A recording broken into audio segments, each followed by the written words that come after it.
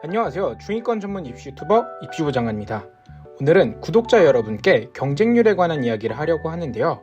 이제 슬슬 입시를 본격적으로 전략을 짠다는 생각으로 준비할 때가 되었습니다. 지금까지 컨텐츠들은 대부분 생활기록부를 잘 준비하는 방향으로 잡아봤다면 앞으로 경쟁률 분석이나 모집 요강을 함께 살펴보면서 변화된 상황들을 알아보고 또 전년도에는 어떤 성적대가 어떤 학교를 갈 수 있었는지 등을 알아보면서 본격적인 입시 준비를 해보려고 합니다. 오늘은 그 중에서도 아주 쉽게 확인해 볼 수 있는 경쟁률에 대한 부분을 다뤄볼 건데요. 모든 학교를 다 보지는 않을 거예요. 그 대신 제가 생각했을 때 전년도에 있었던 변화들이 경쟁률에 어떤 영향을 줬고 올해에도 유사한 방식으로 흐름을 떠올려 보면 좋지 않을까 싶은 부분이 있어서 그 부분에 초점을 맞춰서 경쟁률을 분석해 보려고 준비했습니다. 바로 그 부분은 자기소개서 폐지에 따른 경쟁률 변화인데요. 올해에는 모든 학교가 자기소개서를 폐지했죠. 그래서 제가 생각했을 때 전년도와는 사뭇 다른 경쟁률을 보여주지 않을까 싶은데요. 즉, 자기소개서 전체 폐지가 가져올 올해의 변화가 있지 않을까라는 생각을 가지고 있다는 이야기입니다. 물론 경쟁률에는 많은 변수가 존재하기에 무조건적이다라고 말씀드리는 건 아니지만 이런 식으로 제도 변화라는 인풋이 생겼을 때 어떤 아웃풋이 나올까를 예측해보고 상황에 따른 시나리오를 짜보면서 대응하는 것은 상당히 중요합니다. 또 제가 가장 잘하는 부분이기도 하고요. 우선 사진 하나를 보면서 작년에 어떤 학교가 자기소개서를 반영하지 않고서 진행했는지를 확인해 보겠습니다. 여기를 보시면 자기소개서 활용 여부를 확인할 수가 있는데요. 참고로 올해가 아니라 작년입니다.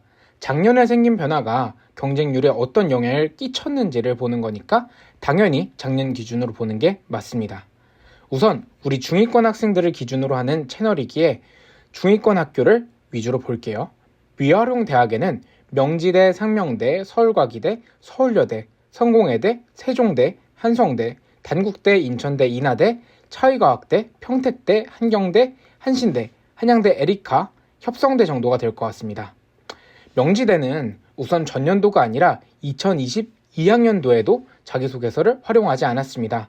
그러면 전년도에 생긴 변화로 보기가 어렵겠죠. 상명대도 마찬가지입니다. 서울과기대는 2023학년도부터 없어졌습니다. 그러면 과기대는 변화에 해당하는 겁니다. 서울여대도 마찬가지로 발옴 인재 면접 전형에서는 2023학년도에 없어졌습니다.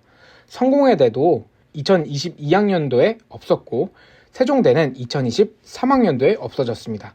한성대는 전통적으로 면접은 없고 자기소개서는 있는 학교였으나 2023학년도에서는 자기소개서가 없어졌습니다. 단국대는 자기소개서는 2022학년도부터 없어졌고요. 인천대학교는 2023학년도에 폐지가 되었습니다. 인하대도 마찬가지고요. 차의과학대학교는 2024학년도에 없어졌는데 추가적으로 큰 변화 중에서 여러 학과가 미래융합대학으로 통합이 되었습니다. 평택대도 2023학년도에 없어졌습니다. 한경대는 2022학년도에 없어졌습니다. 한신대는 꽤 됐고요. 협성대는 2022학년도부터 폐지가 됐습니다. 그러면 정리해 보겠습니다. 2023학년도에 폐지가 된 우리 구독자분들이 관심 가질 만한 학교를 정리해 보면 서울과기대, 서울여대, 세종대, 한성대, 인천대, 인하대, 차의과학대, 평택대 정도입니다. 그러면 이 학교들에서 어떤 변화가 생겼는지를 보면 되겠죠. 순서대로 서울과기대 먼저 보겠습니다. 전체적인 영향을 보는 거니까 전형 경쟁률을 보겠습니다. 우선은 서울과기대 먼저 보도록 할 건데요. 서울과기대 같은 경우에는 2022학년도에 보면 학교생활 우수자 전형에서 13.27대 1이라는 경쟁률을 보여줬습니다. 상당히 높은 경쟁률인데요. 그럼에도 불구하고 2023학년도에 자기소개서가 폐지되면서 18.15대 1로 약 5대1 정도가 높아진 것을 확인할 수가 있습니다. 그러면 서울여자대학교를 한번 확인해 보겠습니다. 서울여자대학교는 발옴인재 면접 전형을 확인을 해보면 되는데요. 2022학년도에는 플러스 인재 전형을 확인하는 겁니다. 그래서 15.57대 1이라는 높은 경쟁률을 보여줬는데 2023학년도가 되면서 27.94대 1이라는 훨씬 더 높은 경쟁률을 보여주고 있는 것을 확인할 수가 있습니다. 그럼 그 다음으로 세종대학교를 보여드리겠습니다. 세종대학교 2022학년도 먼저 보시면요. 창의인재 전형에서 8.86대 1입니다. 근데 여기서 하나 말씀드릴 거는 2023학년도가 되면서 창의인재 전형에서 면접형과 서류형으로 나눠졌는데요. 두 개가 나눠졌는데 13.16대 1, 14.36대 1 정도가 나왔습니다. 대략적으로 13에서 14대 1 정도가 나온다고 보면 되겠죠. 한성대를 보겠습니다. 한성대 같은 경우에는요. 2022학년도에 전체적으로 6.2대 1 정도를 보여줬으나 2023학년도가 되면서 8.82대 1이 됐습니다. 한 30%? 40% 정도가 올랐다고 볼 수가 있네요. 인천대도 보겠습니다. 인천대는 예전부터 조금 경쟁률이 낮은 학과들이 많이 존재했습니다. 자기 추천 전형을 보면요. 물리학과 같은 경우에는 2.93대 1로 대부분의 학생들이 1단계를 합격을 하고 산업경영학과나 안전공학과도 3점 몇 대 1 이 정도를 항상 보여주면서 상당히 낮은 경쟁률을 보여줬는데 전체적으로 봤을 때는 6.72대 1에서 9.2대 1로 약 2.5대 1 정도가 높아졌고 아까 말씀드렸던 학과들 중에서 물리학과도 7.7대 1로 높아졌고 안전공학과마저도 5대 1로 꽤 높아졌다는 것을 볼 수가 있습니다. 그 다음으로 똑같이 인천에 있는 학교 중에서 인하대학교를 볼 건데요. 인하대학교 같은 경우에는 2022학년도에는 여기서 기사로 나왔는데요. 10.47대 1 학생부 종합전형 인하 미래인재 전형에서 10.47대 1에서 경쟁률이 12.2대 1 정도가 나왔고요. 참인재 전형이 6.27대 1에서는 11.04대 1이 나왔습니다. 즉 여기에서도 마찬가지로 꽤 유의미한 경쟁률 변동이 있었다라고 볼 수가 있겠죠. 차이과학대 같은 경우에는 조금은 다릅니다. 2022학년도에서 학생부 종합전형이 5.93대 1, 2023학년도에서 7.17대 1 정도가 나와줬는데요. 여기에서 하나를 보셔야 되는 게 뭐냐면요. 2022학년도에는 이렇게 다양한 학과들이 있었습니다. 그러나 아까 말씀드린 것처럼 미래융합대학으로 통합이 됐다고 했죠. 그래서 간호대학이랑 약학대학을 한번 제외를 하고서 경쟁률을 계산을 해보니까요. 약 4.45대 1 정도가 나왔었는데요. 그러면 차이과학대학교는 통합되면서 조금 줄어들었다라는 것을 확인할 수가 있었습니다. 평택대학교는 2022학년도에는 PTU 종합전형을 보면 되겠죠. 3.79대 1 정도가 되었었는데요. 2023학년도가 되면서 PTU 종합전형이 4.52대 1로 꽤 높아진 것을 확인할 수가 있습니다. 이렇게 전체적으로 학생부 종합전형에서 자기소개서가 폐지되면서 경쟁률이 높아지는 것을 확인할 수가 있었는데요. 많이 높아지는 곳은 거의 2배 가까운 수준을 보여주고 있습니다. 그러나 차이과학대 같은 경우에는 전체 학과가 통합이 되면서 경쟁률이 오히려 조금 더 낮아진 것을 확인할 수가 있습니다. 그러면 저희가 총 정리를 해볼까요? 전체적으로 봤을 때 추세가 어떻게 됐죠? 맞습니다. 경쟁률이 높아지는 추세를 보여줬습니다. 그러면 올해 전체적으로 자기소개서가 폐지가 되면서 경쟁률이 어떻게 될까요?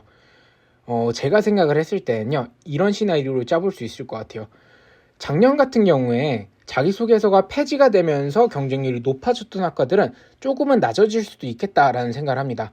왜냐하면요. 평준화가 되잖아요. 그러면 전체적으로 여기에 몰렸던 학생들이 다른 학교들로 퍼질 수가 있게 되는 거예요.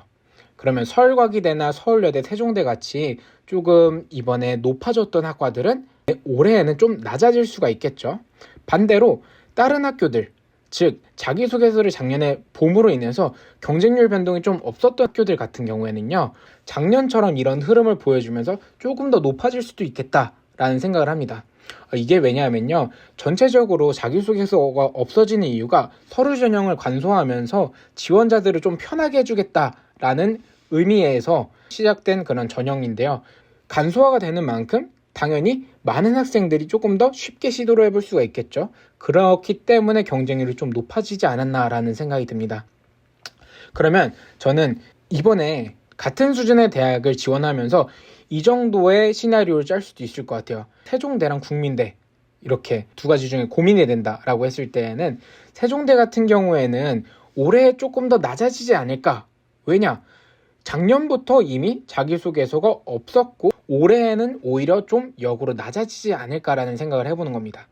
반대로 국민대 같은 경우 혹은 숭실대 같은 경우에는 작년까지 자기소개서가 있다가 올해 없어지겠죠. 그러면 작년 추세대로라면 올해 높아질 가능성이 조금 더 높겠죠.